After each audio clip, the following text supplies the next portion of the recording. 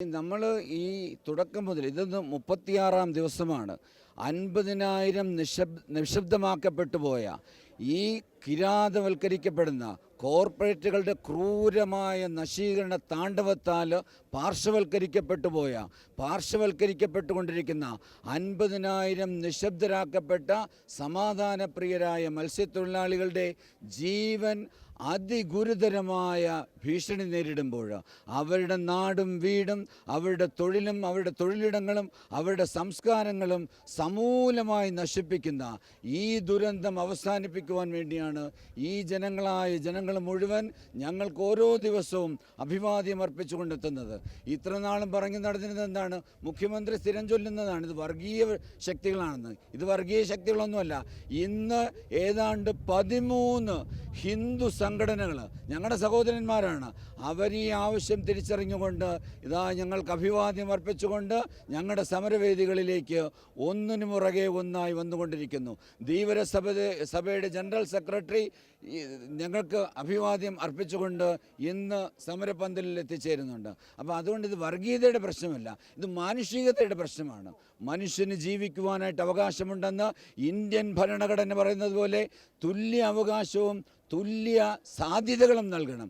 ഈ ഭരണഘടനയെ മുഴുവൻ തച്ച് തകർത്തുകൊണ്ട് അട്ടിമറിച്ചുകൊണ്ടാണ് അദാനിയെപ്പോലെയുള്ള അംബാനികളെപ്പോലെയുള്ള കോർപ്പറേറ്റുകൾ ഈ രാജ്യത്തെ ചുട്ടരിച്ച് ചാമ്പലാക്കുന്നത്.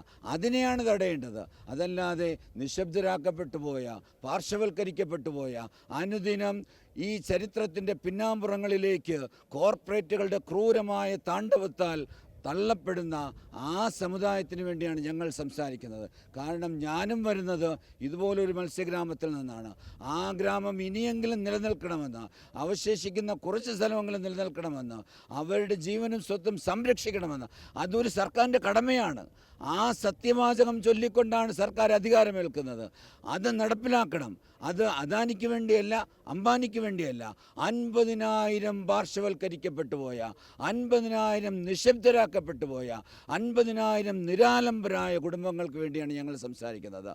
ആ സംസാരം ശരിയിലെത്തുന്നത് വരെയും ആ വിജയം കഴിയുന്നത് വരെയും വേണ്ടി വന്നാൽ നിരാഹാര സമരം ഉൾപ്പെടെ തിരുവോണത്തിന് ഇന്ന് പത്രത്തിൽ കണ്ടു 3,000 കോടിയാണ് അർമാദിക്കുവാൻ വേണ്ടി, കൂത്താടാൻ വേണ്ടി ഈ കേരള സർക്കാർ കടമെടുക്കുവാൻ പോകുന്നത്.